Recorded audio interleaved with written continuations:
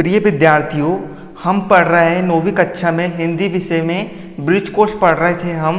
तो हम आज इसका देख रहे हैं पेज नंबर 46 का कार्यपत्रक 4 देखेंगे और इसे हल करेंगे। तो कार्यपत्रक 4 में दिया है पाठ में आए हुए शब्दों के अर्थ लिखकर वाक्य में प्रयोग करो।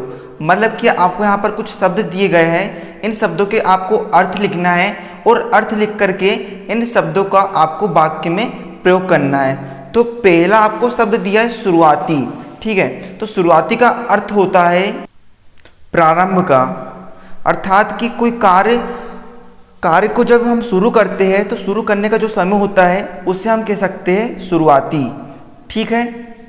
तो हमने इसका वाक्य में प्रयोग करें तो शुरुआती का हमने वाक्य में प्रयोग करते हो गया, यह मकान का कार्य शुरुआती तैयारी में है। मतलब कि मकान का जो कार्य है वो अभी प्रारंभ का समय में है, ठीक है।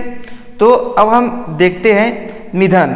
निधन शब्द का अर्थ होता है मृत्यु, ठीक है।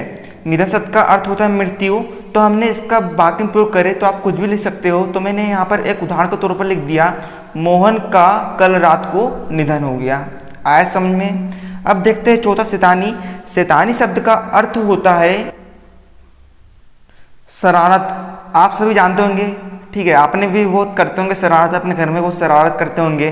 तो शैतानी का हमने उदाहरण के तौर पर वाक्य में प्रयोग करें तो मैंने अब लिख दिया हूँ, मैं अपने बचपन में बहुत शैतानी करता था। आप तो अभी भी करते होंगे, ठीक है। तो अगला शब्द देखते हैं ताउम्र। ताउम्र का अर्थ होता है जीवन के आरंभ से अंतिम समय तक।